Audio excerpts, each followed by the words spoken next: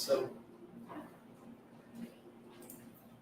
hello, welcome to the Perspectives in AI lecture series. And today I'm honored to introduce the lecture today. It's the International Women's Day. And before I introduce our speaker, I would like to say that in the International Women's Day, we at the Center for Artificial Intelligence, we are introducing a new tradition of releasing a new corpus, a new version of the corpus Carolina, the corpus developed mainly by women, and its name is Honored by Women. And today we are releasing version 1.2. We started last year, and we hope to proceed while the center is on releasing a new version every 8th of March. And today it's my pleasure also to introduce Dr. Odinaldo Rodrigues, who will be presenting a perspective in AI seminar for us. Odinaldo has did his undergraduate studies at the Uni4, Fortaleza, Brazil. Then he did his master's thesis at the Federal University of Rio de Janeiro, COPI. And then he did his PhD at Imperial College, then his postdoc at King's College, and now he's a reader at King's College. So it's a great pleasure to introduce Dr. Odinaldo Rodrigues. Please. thank you, Marcelo. Thank you, everyone. It's very nice to be here. It's nice to meet old friends in new places. Today we're going to talk about computational decision and enumeration problems in abstract argumentation frameworks. And as you can see there from the subtitle, I divided it into theoretical and practical aspects. So in the first half of this talk, I'm going to give you a basic foundation of the subject, and I'll try to make it general and accessible. And in the second half, I'm going to talk about how we actually implement some of the algorithms to solve these problems. And this is going to be a little bit more specific. So this is our structure for today, a brief introduction with a motivation. Then we present the main semantics, what the problems are for the computation of extensions of those semantics. Then I'm going to talk a little bit about practical aspects, and then we conclude with some open problems. I probably have more slides that I can fit in 1 hour. The slides will be available afterwards if you are interested. Some of them are there just for completeness. I'll just be quite quick over them. Right. So this is one of the motivations from my point of view. There are other perspectives as well. And in my opinion, we are facing an increasing difficulty in making sense of all the information that is available to us. And this works in social contexts, but also non-social contexts. In social contexts, the issues are very complex, and they involve a multitude of arguments that sometimes are in opposition. They lead to different scenarios. They come with different conclusions and compromises that need to be made. And making sense of all of this needs a little bit of a formalization to assist us in critical decisions. And there is an aggravating factor in there, in that we have issues with the reliability of the information. And in fact, it's not just that the information is reliable. Sometimes it is being used to manipulate the way we think and behave, and sometimes the way that we vote. And there are some examples in recent elections you may have heard. And there is a case which is close to heart, which is the exit of the United Kingdom from the European Union.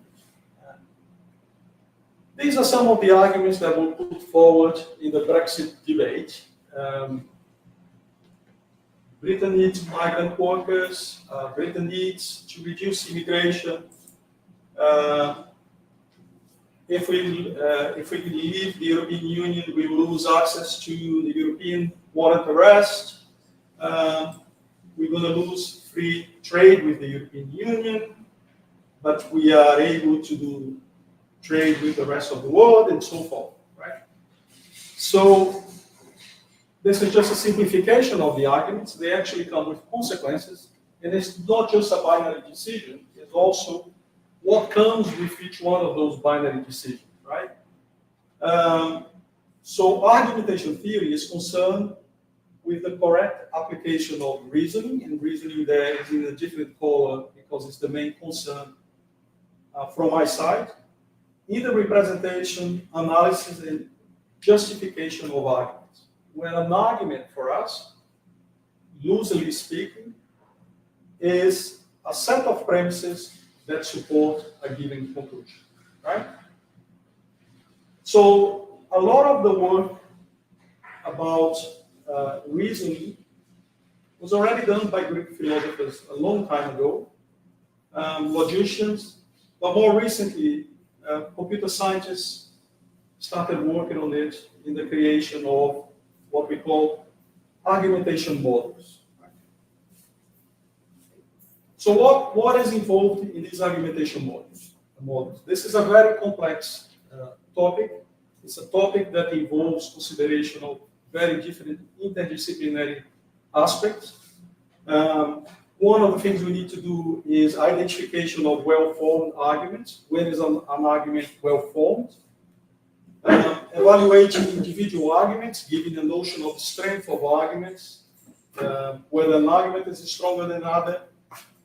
Construction of arguments with a given conclusion. If you want, for instance, to persuade someone of a position that you want to stand.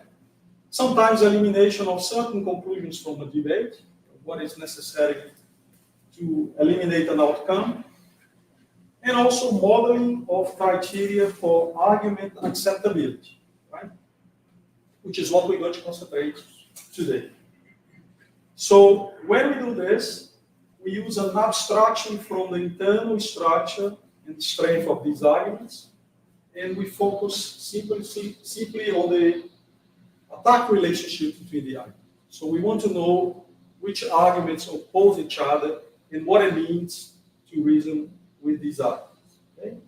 So if we look at our example again, we could perhaps have this attack relationship, which is indicated by the arrows here. The actual direction of the arrows is a little bit subjective, okay? This is not our concern here. We're just assuming that there is an attack relationship. And the source of the arrow is the argument that attacks, and the target is the argument receiving the attack. Right? As you can see, there could be signs. So because we're making this abstraction, and we're not talking about internal structure, and we're not talking about notions of strength, we may as well just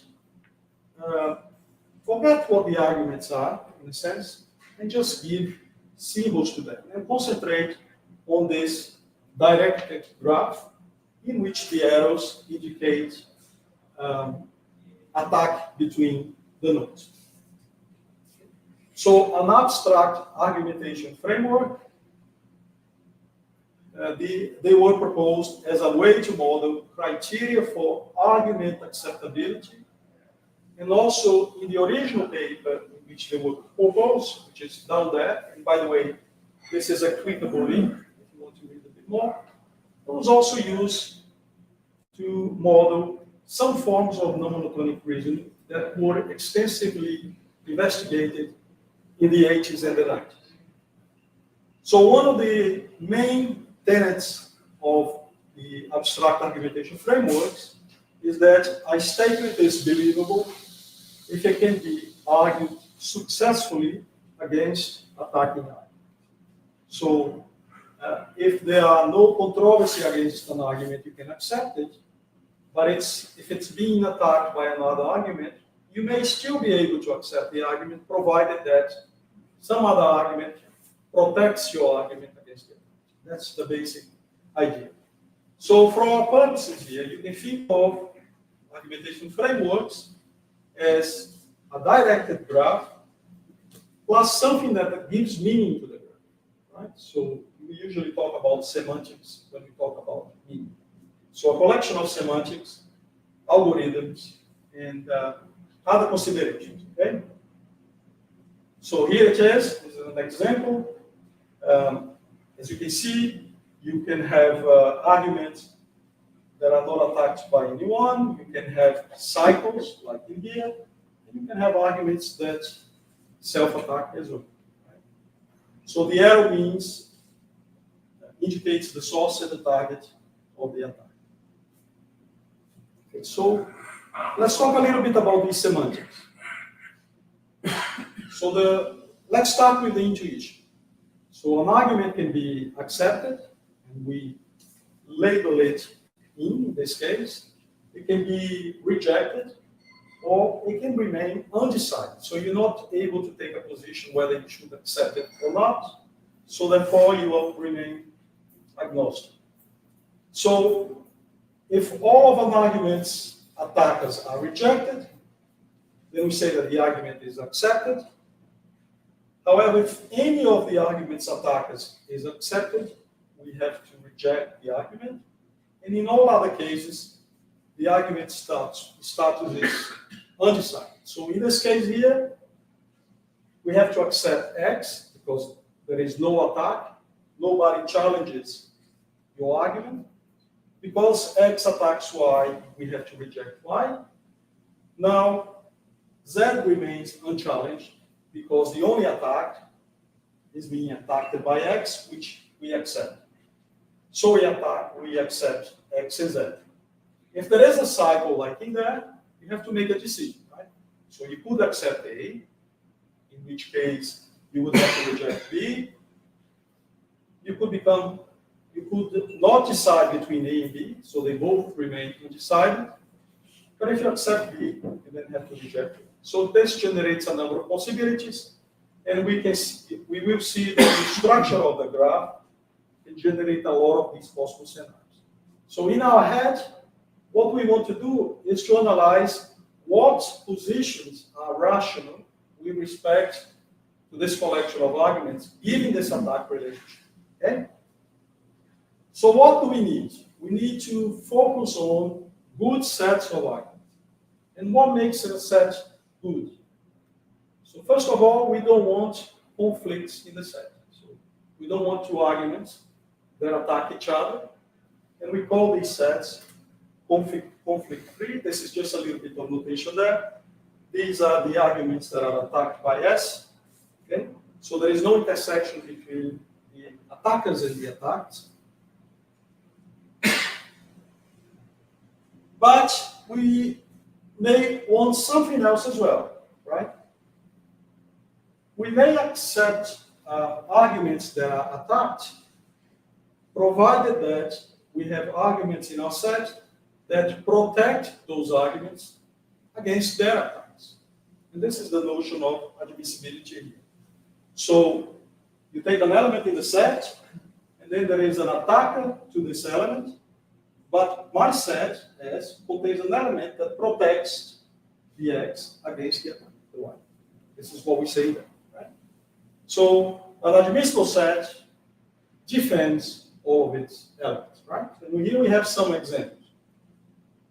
By definition, the empty set will be conflict-free, since it doesn't have anyone.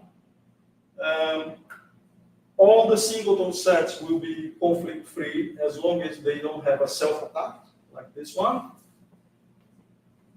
Sets with two elements as well may be conflict-free if there is no attack between the elements in the set. Okay? But notice in here that there is a difference between this set and the other ones. In this set here, even though there is no conflict between X and F is attacked by an argument, and we don't have anything in the set that protects the F against the attack, right? So in order for this to be admissible, if we want to include the argument F, we have to protect it, right? So to protect the F, we would have to accept the G, and to protect the G, which is attacked by C, we have to accept the B. So this set has to be extended with B and D, and the B protects itself because it attacks the A. So that's the basic idea, okay? So these are the admissible sets. And the next question will be, could they be any better, right? So these are admissible sets, but they leave out some arguments that are not under any controversy. Right?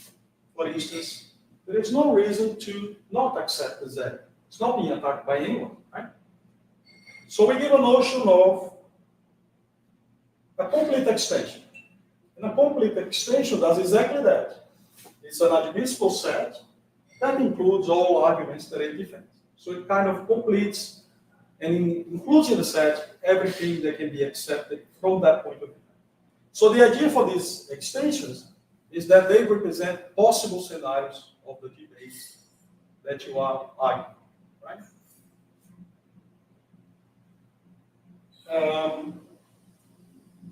I'm touching only on the traditional semantics, but there is a whole lot of investigations on different types of semantics in which these arguments may have initial values. They might have attacks with different strengths and so forth. Okay? I think it's good to introduce it this way.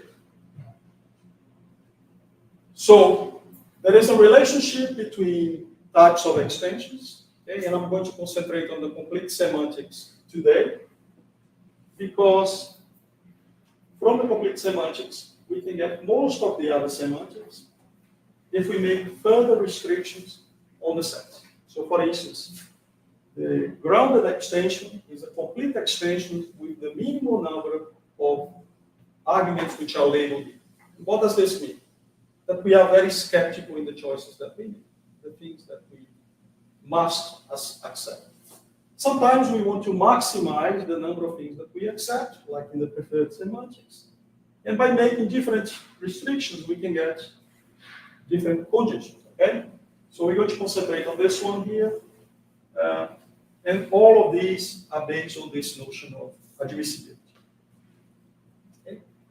We can do the same that we've done with these definitions in terms of labelings. And the only difference is that a labeling will give a direct label to the argument. So when we're talking about the extension, we're talking about the arguments that are accepted. So in a sense, they are the ones which are labeled in. A labeling not only tells the arguments which are in, but they also tell what the status of the other arguments also are. Okay? So there is an equivalent definition, and here we say that for an argument to be legally labeled in, then all of the attackers need to be out, and it should be out if there is at least one attacker which is, okay? So this gives exactly the admissible sets. It doesn't tell us anything about the undecided labels. To get a complete extension, then you require that all of the undecided labels verify this condition. Right? So there is at least one of the attackers which is not labeled out, because if they were all labeled out, they would have to be in. Okay? And we don't have any of the attackers which is labeled in, because if it is, then it should be out. Okay? That's the basic idea. And the definition comes from this paper, which should have the definition. Okay, so you can get one from the other. You just get the extension from the arguments which are labeled in. Okay? And if you just have the extension, you can also get the label by labeling all the arguments in the extension in, the ones which are attacked by those out, and the remainder you leave undecided. Okay? So we want to think in terms of labelings, because when we do the implementation, we need very quick access to the status of an argument. So it's nice to have the recording there. Right. Okay, so what are these problems that we were talking about in the beginning? So the first one is what we call an enumeration problem. And an extension enumeration problem consists in generating one or all of the extensions of an argumentation framework under a particular semantics. Okay? So here are some semantics. These are abbreviations, okay? So when we say EEGR, we say enumerate all of the grounded extensions of this argumentation framework, and there is always only one, okay? In the case of the grounded semantics. In the case of the complete extensions, we have all of these extensions, and in the stable semantics, we only have this one. So in the stable semantics, the complement of the extension, the arguments in this complement have to be marked out. So the idea is, in this semantics, we don't leave anything undecided, okay? And it's not always possible to get an extension in this semantics. You choose the semantics according to the application that you have in mind. Okay. And then there are two main modes of acceptance. Okay? So we say that an argument is credulously accepted under a particular semantics if there is at least one extension of which that argument is a method. So you see if it's possible to form a point of view in which that argument is accepted. Okay? And when you want to be skeptical, you want to make sure that in all possible scenarios, that particular argument is accepted. So there would be the intersection of these extensions where this would be in the if. Okay? We have some examples here for this argumentation framework. These are the complete extensions. Okay? And you can see that X and Z belong to all of these extensions. So we say that they are skeptically accepted. But in addition to X and Z, okay, A, B, D, and F all belong to at least one of the extensions. So they are credulously accepted in the complete semantics. It's possible to do the complement as well, right? And by doing this, we can do some other forms of reasoning. So for instance, the argument Y, the argument C, and the argument E are not in any of these extensions. So they are not credulously accepted. So the intuition is there is no possible scenario under that semantics in which you can accept these arguments. Okay? That's the basic idea. Now we start the more practical side. Okay? And what we want to do here first is to compute these extensions. And in the literature, there are two main approaches. One which works directly in the graph by labeling the arguments, and the other one, which is what we call an indirect approach. So what we do with an indirect approach is to translate the problem into a neighboring area, use a tool or technique for that area, solve the problem in the other area, and translate the results. Okay? So we're going to look at this very briefly, and then we're going to concentrate this a little bit because we have some algorithms to analyze. Three main types of indirect approaches have been investigated in one way or another. One is equational based, another one is logic based, which is extensively used in solvers nowadays. And this one is based on constraint satisfaction. Okay? We're not going to cover in the topic. So I'm going to go very briefly over the equational approach, and this was proposed by Dov Gabay in this very interesting paper. So the idea, as I said, is an indirect approach, so you translate to another area. So you create equations for one for each argument in the graph, and this equation has to obey certain schema which give us semantics for the problem that we're trying to solve. Okay? And in here, in this case here, we see that the value of a node X, or an argument X, is 1 minus the maximum value of the attackers of that argument. Okay? In this one here is the product of the complement of the values. And there is a very specific reasons why they are stated in this way. In the case of the schema FMAP,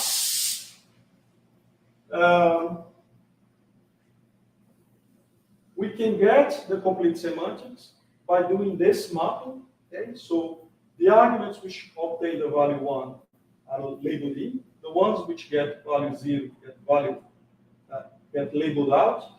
And any other values which are between 0 and 1 are undecided. Okay, so here are some examples. You have this argumentation framework. You then write some equations for it, like in here, A is 1 minus B. We are omitting the V here just for simplicity. B is 1 minus A.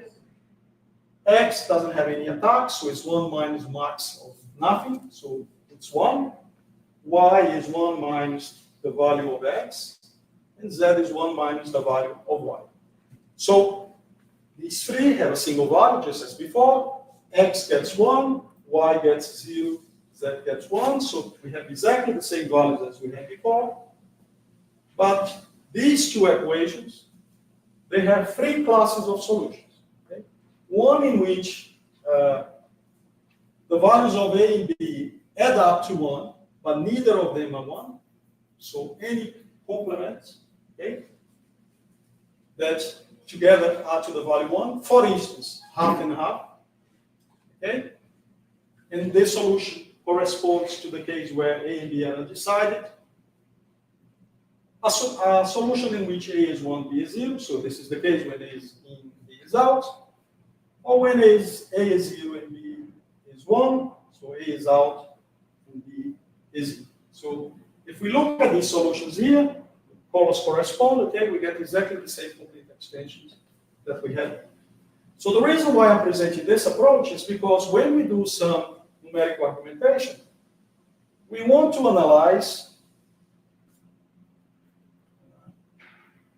properties of this aggregation here. Because actually what we're doing here is to aggregate the attacks and calculate the value of the node in a specific way. Okay? And when we want to generalize, we want to see which kinds of aggregation functions make sense. Okay? In this paper, which I wrote with UKRI after the original proposal, we did exactly that. We analyzed what kinds of functions retain some of the spirit of the original argumentation semantics. Okay? And we proposed this schema, which in the limit of this sequence will converge to the value 0, 1, and half. And there are some interesting properties that I cannot go into detail now. Okay? But it's just to give you an idea that the way that we define these values, they have to obey a certain spirit. So when we are thinking in terms of the problems in a logic-based approach, what we want to do is to associate create a theory and associate the notion of a model of the theory with an extension. So if we can do this, then we can submit the theory, for instance, to a SAT solver. If we find a solution for that particular theory, if we find a model, we can translate the model back, and then we can obtain an extension. Okay? So we get the argumentation framework, we get a semantics, and we can get some further restrictions. Okay? We want to generate a theory there. Okay? We find the models of that theory. We may have to do some processing. For instance, if we want to apply criteria of maximality, minimality of these extensions, okay? And then in the end, we should get all of the extensions of that particular semantic for that argumentation framework. Okay? So we need to create an appropriate number of propositional symbols. Okay? We usually use 3 propositional symbols for each argument. If it is the stable semantics which doesn't accept undecided arguments, the argument can only be in or out, so you can get away just with 1 symbol. Okay? And then the idea is to capture general properties of the labelings, and then write formulas to describe what it means for an argument to be legally labeled in the target semantics. Okay? So here is an idea of how you specify that every argument has a label and that this label is unique, so not one of the 3. But you have further conditions that says where the label is actually legal. Okay? So you write all of these formulas, you submit them to, let's say, a search solver. The search solver will say, there is a model, there is no model. So if there is a model, that model then can be translated back into an extension. Which extension? We don't know, right? It depends on how the search solver is done, okay? But you can get all of the extensions by adding further constraints to your theory. So what we do here, we just add a new clause, which is equivalent to the negation of that model. And then in that way, what you actually ask is there a model for this theory, which is not the first one you gave? So if there is a model, then you get another extension, and you proceed like this until there is no more models, and then you listed all the enumerations. Okay? I show how to do this in this paper here, and in there I was a little bit more general because I also showed how to do this if you decompose the argumentation framework and put the conditions on the subcomponents of this network, which you are going to see next. Okay? So direct approaches. Two main types of algorithms. One which is the ones which are topology unaware. Okay? So they don't actually understand the relationships between different parts of the network, only the relationship, the attack relationship, and the composition based in which they take advantage of this structure. Okay? So the first algorithm was proposed by Morghill and Caminada, and they work by successively assigning labels to arguments in some general order. Okay? And you do this until all arguments have been labeled. And if they have been all legally labeled, then you can get an extension. Otherwise, you don't get one. Okay? So then after that, this algorithm was proposed, and this is an improvement because it implements a heuristic here in the choice of argument to label. The main idea is, these are the key points in the algorithm, okay?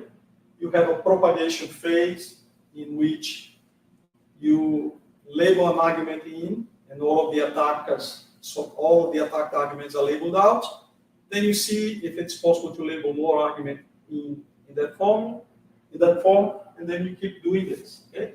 So at this stage here, okay, you select an argument which hasn't been labeled yet, and then there are two possible transitions which I'm going to explain next. Okay? So the heuristic which is used there in the proposition was a node which hasn't received a label yet, unassigned, okay, which has the maximum number of labels amongst all of the remaining unassigned nodes. And the idea is, by choosing a label with the maximum number of, an argument with the maximum number of neighbors, when you do the propagation, you propagate the labels as quickly as possible. And this reduces the number of iterations. Okay? So in the left transitions, you label an argument in, and all of the arguments which are attacked by that argument, you label out. The backward propagation is more complicated, because in order to make sure that this argument is legally labeled in, you have to ensure that all of the attackers are out. So what Norfolk does in his algorithm is to write an IOU. Okay? So it labels those arguments that we know need to be out for this labeling to be legal with this special label called must out. And then we continue to label until we get to a point where we can actually label that argument out, or we reach a conflict. Okay? So if we reach a conflict, then it means that I could not honor making those arguments out. Okay? It's when the attackers of those arguments that are must label out are already committed to a value which is not in. Okay? The problem here is that depending on the choice that I make, I may reach this point very late in the process, so I will have done a lot of labeling that is actually not going to be true, because I will only stop when all of them have been assigned or I reach this point. Okay? So this does the left transition, the right transition, we just label the argument. So actually we're exploring all possibilities, because by exploring this one, we also label some out. Okay? So it's simple to implement, does not require pre-decomposition of the argumentation framework, does not require combination of solutions, because at the end you get a single labeling, which already labels all of the arguments in the framework. However, if my heuristic picks a bad node, it may take a long time before I realize that I cannot honor those must-outs. Okay? Works on the full framework, so no restrictions are possible. I'm going to explain why this is not ideal. It's oblivious to the framework topology, okay? And it's very difficult to parallelize as well, because of the way that you do the labeling.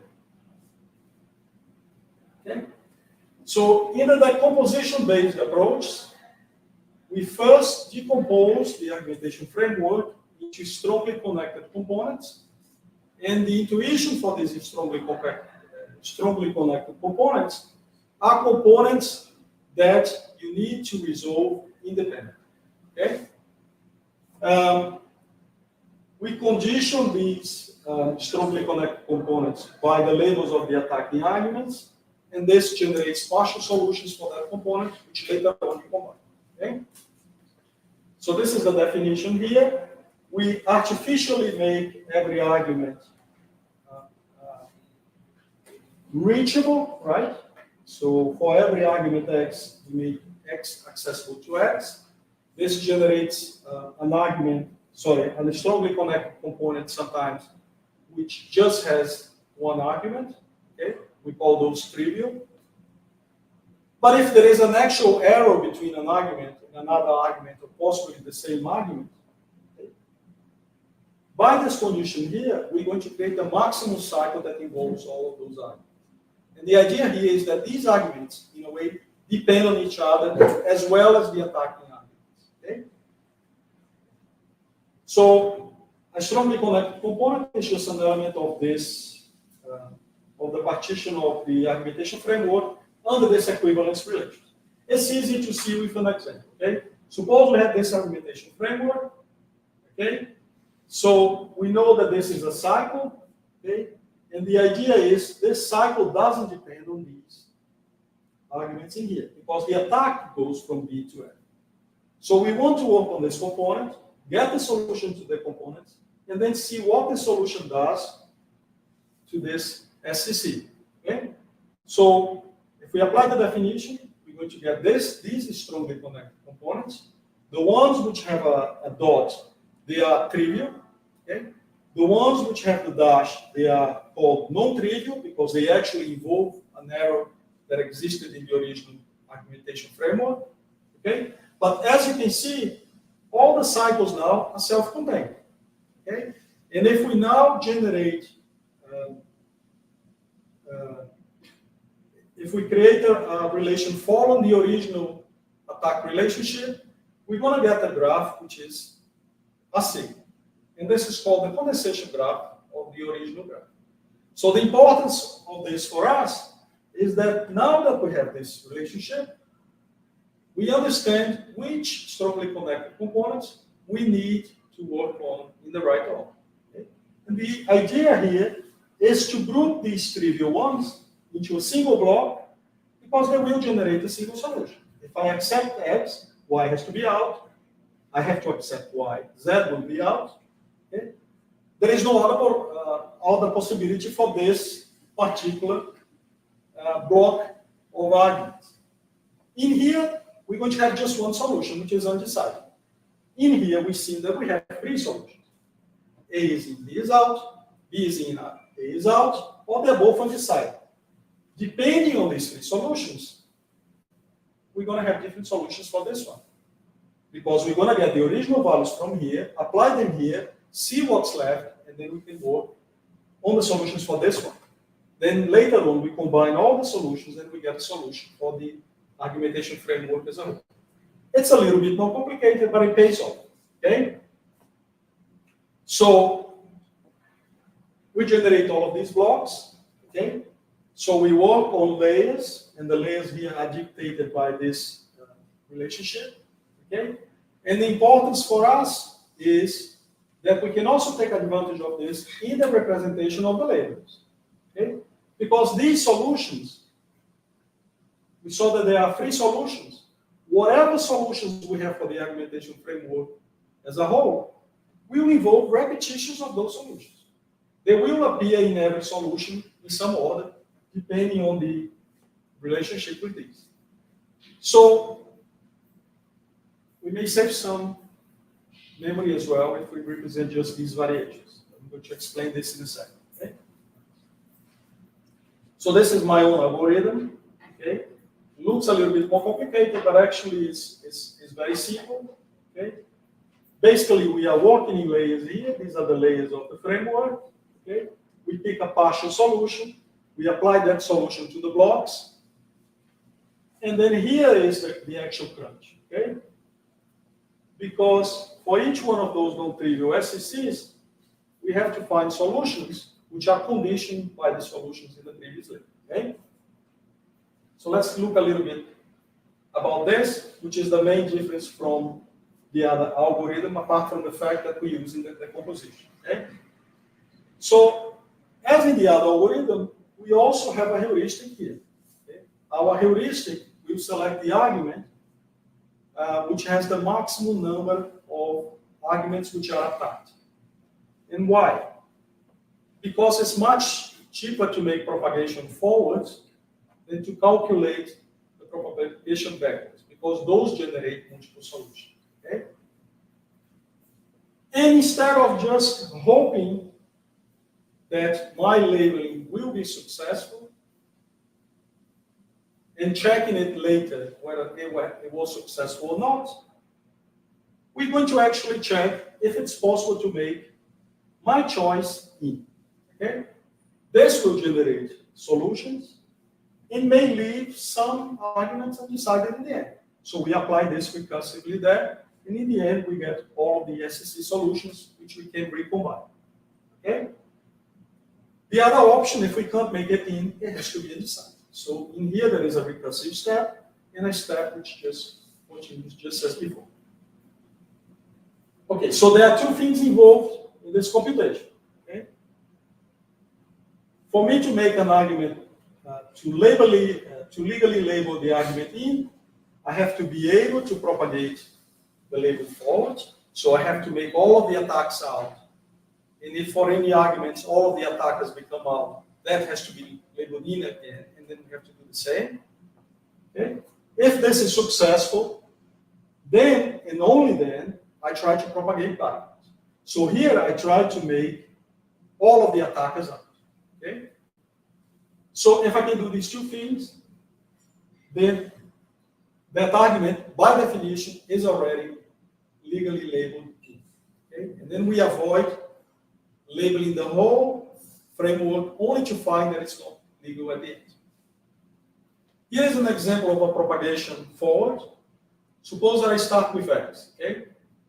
Then I will have to label these two out. Okay?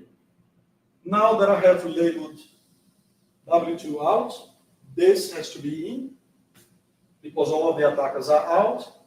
This one I can't do anything yet because I don't know the status of Y. Okay? So U becomes in, because U is in, now I have to make T out. Okay? And then all of this bit is okay. But this is not an admissible labeling yet. Right? Can you figure out why? Because for this to be legally labeled in, this has to be out. Right? So the second step there, when you propagate backwards, you're going to try to find an attacker of this one to make this out so that this is legally labeled. That's the basic idea. Doesn't always work, okay? So if we started with W2, U has to become out, X has to become out, because U is out, y2, sorry, because u is out, t has to become in, and y2 has to become in. This is okay, but this is not okay. Okay? So at this point, this fails, this is okay. We have just detected a conflict in the assignment of labels. A conflict that we could use for something else. We haven't been able to successfully use this conflict to our advantage because storing the conflicts and then finding out later is more expensive than just relabeling. Okay? But the SAT solvers have an advantage here because they have very efficient algorithms that benefit from the conflict detection. Okay? But this is something we can also potentially do. Okay? This is explained in this picture here, this year, hopefully. So advantages. Divide and conquer. We work on these small sub-frameworks one at a time. We can avoid exploring irrelevant parts of the framework. I'm going to explain these in a second. Naturally parallelizable, because the SCCs are independent. Allows several optimizations for decision problems.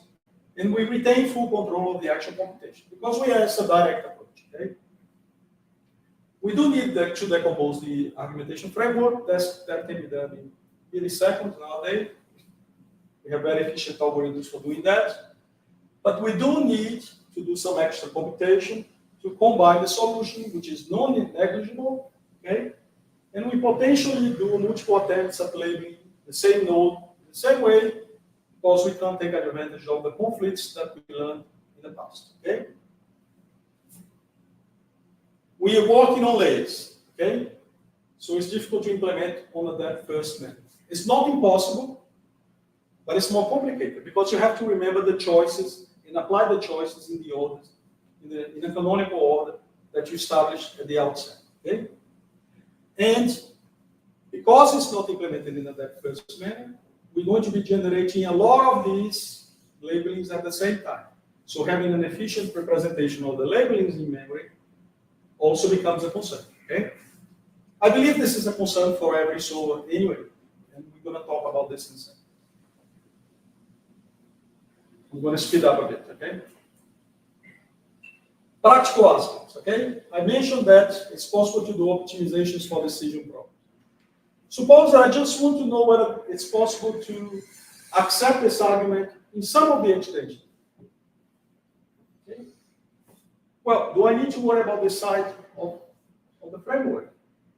If you have a topology unaware framework, I don't know, right? Because I don't know that this only depends on those SCCs. It's not for every semantic, it needs careful consideration, okay? But if it's a credulous acceptance, I can restrict the computation only to those, and I forget about this bit. Okay? So we propose several optimizations that are carefully considered for skeptical and credulous approaches in several semantics. When it's possible, we can say, when it's guaranteed not to interfere with the results.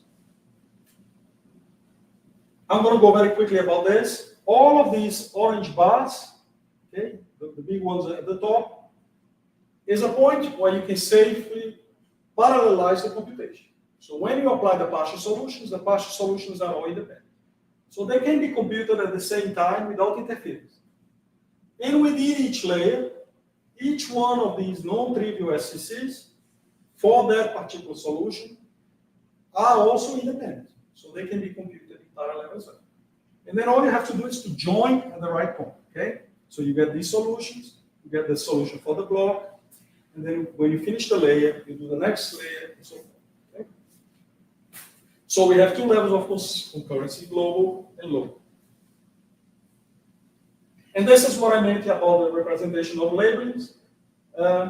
These are all the segments that matter for the solutions of this framework. So each one of these blocks here, these are all the solutions they can have. And we can see that S0 has only one solution, S2 has only one solution, and S3 has only one solution. So every solution for this argumentation framework will have to have repetitions that are always obeying these parameters, okay? And are variations of these. Here are all the solutions, and you can see they all have the same value for the same node. So what we propose there, that I'm going to present at the end of the month in the Symposium of Applied Computing, is depending on the complexity of the problem and the number of labels that you have, you can store just these independent variations as long as you know the order. So if you have a canonical order, you can get the independent solutions, put them in the right order, and in a large proportion of the cases, you're going to have a savings in the amount of memory you need to. And there are other advantages as well, because now you can analyze the relationships between the potential solutions as well, potentially leading to other semantics, which is in, okay? This is in the paper there. So it's possible to optimize even further, because we only need 2 bits to represent the 3 possible values of arguments. So in 1 byte, you can pack 4 labels, okay? So we can save up to 75%. But of course, we now have to access the particular bit, the particular couple of bits, which is associated to that particular argument, and we have to make a transformation to take only those 2 bits, get the label, and this degrades efficiency a little bit. So if the space is a constraint, you lose a little bit of the efficiency, but you guarantee the execution. And I promise I'm going to finish now. And this is just to show that I think it's going to load, right? Okay. So these are argumentation solvers in the competitions in 2019. Okay. This is my own solver, which was the 5th place there. These 2 are SAT-based solvers. Okay. This is a direct solver. This was the 3rd place in 2019. This was the winner in 2019. 2nd place in 2021, and the winner in 2021. Right? I didn't submit one in 21. Pandemic blues, as you can imagine. But I selected some argumentation frameworks that I had previously analyzed as being hard to solve, because experimentally we know the number of extensions that they generate. And I submitted these solvers for these argumentation frameworks for this particular solver. And as you can see here,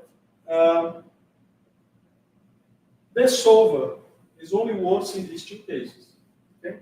And this scale is logarithmic as well.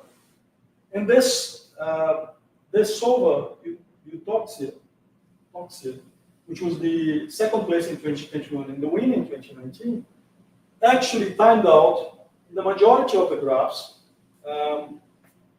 which the timeout here for us is 30 minutes. Okay?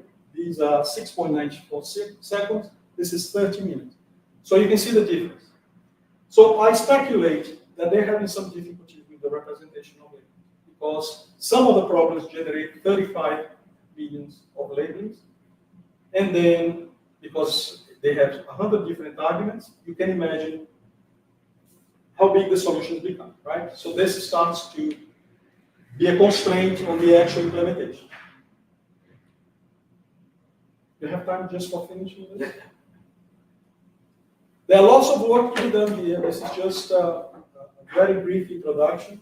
We have to investigate new semantics, which are specific for particular applications that need this kind of investigation.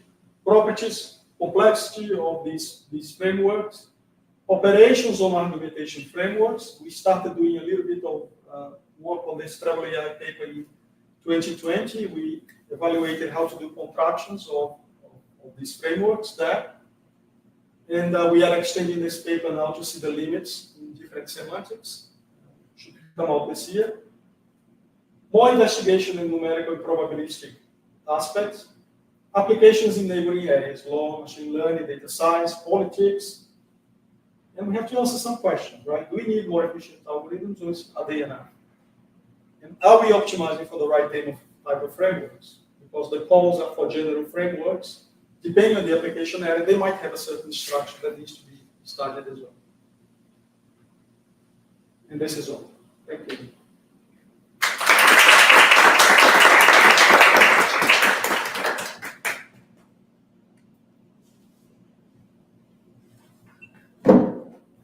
Well, Anyone? Dennis? Can I speak from here? I need to go there. Okay. Here's fine. Yes? No. I think it's fine here, right? Okay. Thank you, Odinaldo, for the great presentation. So I have one question, like, what is the let's say, in realistic problems of argumentation, what exactly is like the number of nodes and edges of the graph? And I ask that because I suppose that you can have different strategies if you are talking about like 1,000,000 nodes or I don't know, hundreds of nodes, right?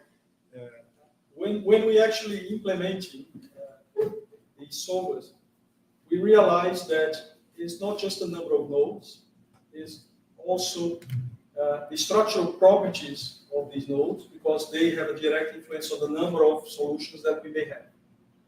We did a preliminary investigation in a paper, I think in 2017. I have some experimental results. In this, I don't know if you can put the presentation back.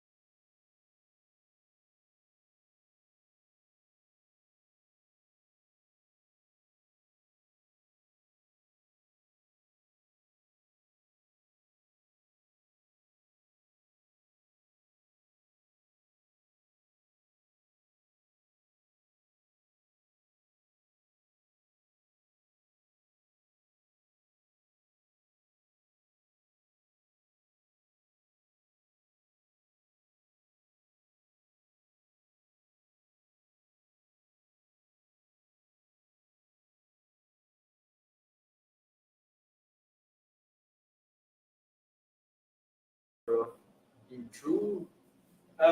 There are different interpretations. It could be one of that. I had a paper we talked about analyzing that, and we calculate probabilities over the extensions, over the nodes, or sometimes by translating it into a logical theory and calculating that. But there is no common agreement for what it should be. I think this is something that needs more investigation as well. It's a very good question, especially if the arguments are going to be based on the probability as well. Are these algorithms of implementations available for download? Or? Yeah, they are all available for download. There is an international competition on models of argumentation. It's called INCMA with 2 C's. And this competition happens every other year. There is one in 2023. The deadline is April, if anyone is interested. Could build a solver. Part of the requirements is to submit a small brief of the solver, which includes downloadable version. But most of them are open source anyway, and I can certainly give my way if anyone is interested. Thank you. It's my laboratory. Anyone? Anyone involved?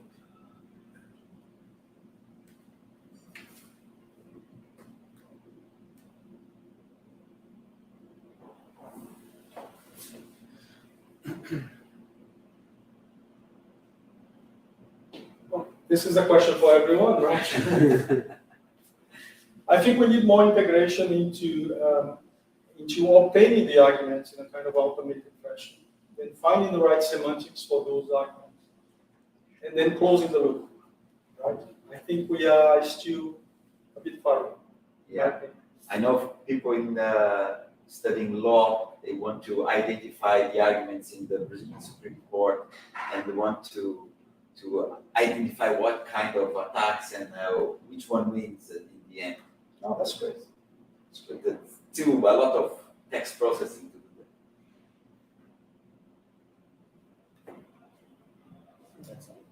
to do. Great. Okay, thank you. Thank you very much. Thank you very much for your time.